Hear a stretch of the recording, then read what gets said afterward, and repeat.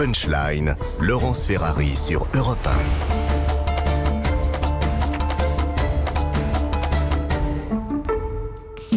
18h35, on se retrouve en direct sur CNews et sur Europe 1 avec Louis Le Ragnel, chef du service politique d'Europe 1, et le général Vincent Desportes. Bonsoir à vous. Bonsoir. Professeur de stratégie à Sciences Po et HEC. On va d'abord, avant de parler de la situation en Ukraine, de ce qui se passe sur le terrain, parler d'Emmanuel Macron qui demain va présenter la nouvelle revue stratégique de la France, la vision pour nos armées, et qui surtout va annoncer officiellement la fin de l'opération anti-djihadiste Barkhane au Sahel. On a encore 3000 militaires déployés au Niger, au Tchad et au Burkina Faso après le retrait du Mali. Est-ce que c'est une bonne chose, selon vous, la fin de Barkhane ? Écoutez, non, ça n'est pas une bonne chose, mais elle a été imposée par le comportement du gouvernement malien, par les accords qui ont été établis entre le gouvernement malien et la force Wagner. Il est clair que la France, de toute façon, très probablement ne serait pas restée. Et puis, il y a eu ce divorce de fait. Mais je dirais que la fin de l'opération Barkhane, elle se fait au détriment du Mali. Parce que ce qu'a fait l'armée française depuis le début, cette opération, depuis 2013, si on veut être simple, a été très important pour le Mali. Et le Mali n'a pas su en tirer parti. Au contraire, c'est à multiplier ses révolutions de palais.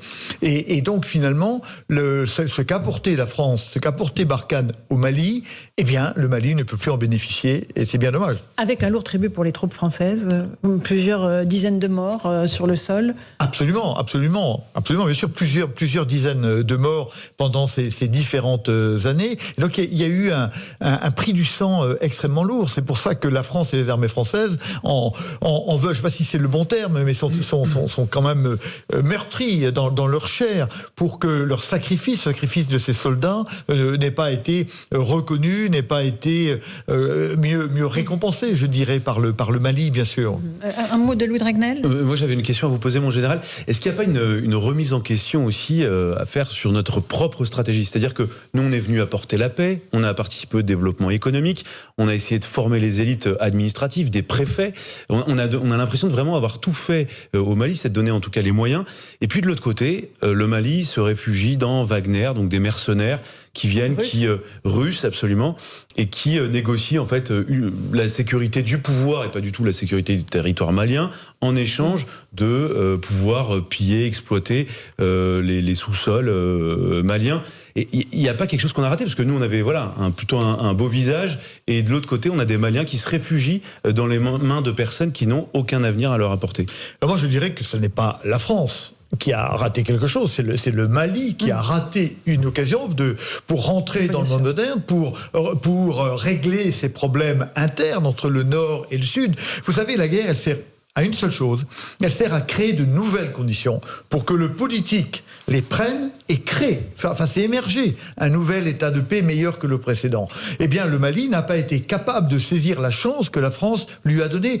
Vous savez, on aurait été au temps de la France-Afrique ou de la Franc-Afrique. Alors, on aurait dit la loi et les choses ne se seraient pas passées correctement. Mais c'est dans le respect même que le gouvernement français a eu des responsables politiques maliens que s'est trouvée cette dérive malienne. Le général Desportes, est-ce que l'armée française, aujourd'hui, a les moyens de faire front à un conflit de haute intensité ? On voit ce conflit qui se déroule en Ukraine, à quelques milliers de kilomètres de chez nous. Est-ce qu'aujourd'hui l'armée française est démunie ? Est-ce qu'elle a assez de munitions, de matériel de rechange, d'équipements et d'hommes pour tenir sur un conflit si l'hypothèse se présente ? La réponse est claire, c'est non.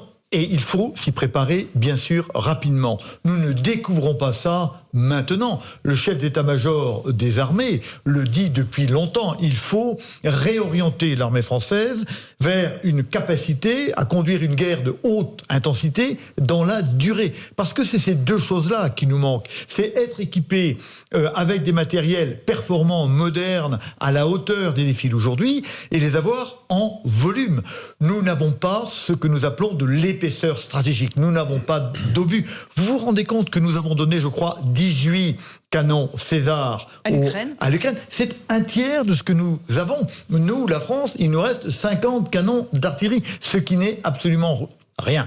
Nous étions une armée de flux et nous devons recréer des stocks. Pour faire simple, la France n'a gardé, depuis l'idée stupide des dividendes de la paix, que la force nucléaire et ce qui reste autour de la force nucléaire, et je dirais tout ce qui défile sur les Champs-Élysées. Mais tout ce qui ne défile pas sur les Champs-Élysées a disparu. Les pièces de rechange, les capacités d'entraînement, les stocks de munitions. Eh bien, il est temps de redonner à la France une armée à la hauteur des défis qui ne manqueront pas d'arriver. Nous sommes revenus dans le monde réel. Nous avons enfin compris, mais trop tard, avec cette guerre en Ukraine, que celui qui est faible est attaqué et que nous devons donner à la France la défense qu'elle mérite. Il y a eu une augmentation du budget des armées. Sébastien Lecornu a obtenu 3 milliards d'euros en plus.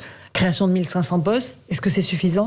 3 milliards d'euros. Mais il y a le problème de l'inflation qui fait que voilà, on va perdre quasiment 1 milliard d'euros sur la somme. Écoutez, d'abord, il faut reconnaître que depuis 2018, le budget des armées a augmenté régulièrement et que le gouvernement s'est tenu, pas aux promesses, mais à la ligne qu'il s'était donnée.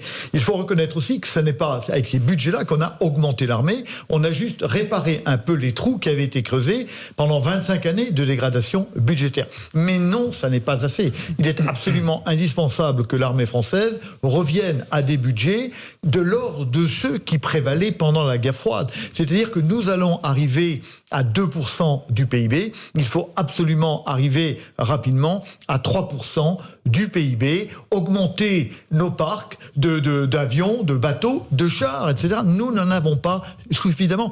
Vous vous rendez compte que l'armée française d'aujourd'hui a probablement une centaine de chars capables de faire la guerre. Une centaine seulement. Une centaine. Et les autres, il y en a, mais on n'a pas les pièces détachées, etc. Donc ça n'est absolument pas raisonnable. Et donc il faut arriver à porter ces budgets à 3% pour recréer une armée, encore une fois, à la hauteur des défis. Une petite question de Dragnel avant l'Ukraine. Que le PIB augmente d'ailleurs, parce que s'il baisse, ça peut être aussi problématique. Vous avez raison. Pour les armées. Moi, j'avais simplement une question à vous poser par rapport à la haute intensité. Les militaires, les politiques, tout le monde ont ce mot à la bouche, oui. Mais personne ne parle de la masse, c'est-à-dire le nombre de soldats. Aujourd'hui, on voit bien, l'armée russe, sa force, c'est qu'elle a énormément de soldats possibles disponibles, et nous, on n'est pas du tout dans cette configuration-là. À combien il faudrait que les effectifs de l'armée française soient portés, selon vous ? Bon, alors, c'est difficile à dire, mais il est clair, je l'ai dit tout à l'heure. Dans les grandes lignes. Non, mais nous n'avons pas d'épaisseur stratégique. C'est-à-dire que nous n'avons pas de volume. Mais c'est combien ? Il faut plus 50 000 ? Il faut plus 100 000 hommes ? C'est difficile à dire, ça dépend. Ça dépend, mais il faut de la masse. Évidemment, il faut de la masse. Parce que pour durer, la résilience suppose de la masse et nous n'en avons pas. Pour être clair, l'armée française, avec ce qu'elle est aujourd'hui, serait capable de tenir 80 km d'un front comme celui qui existe en Ukraine. Et ce front, aujourd'hui, fait 1300 km. Donc, on voit bien qu'on n'est pas du tout à la hauteur. Ou pour donner une autre image, l'armée ukrainienne dépense en une semaine en obus ce que nous produisons en 10 ans. Donc on voit bien, en 10 ans, on voit bien qu'on n'est pas du tout à la hauteur. Alors des mesures ont déjà été prises. Les promesses, enfin la volonté de passer en économie de guerre a été énoncée. Mais je crois qu'il faut véritablement le faire. Nous sommes encore très loin de ce que nous devons avoir.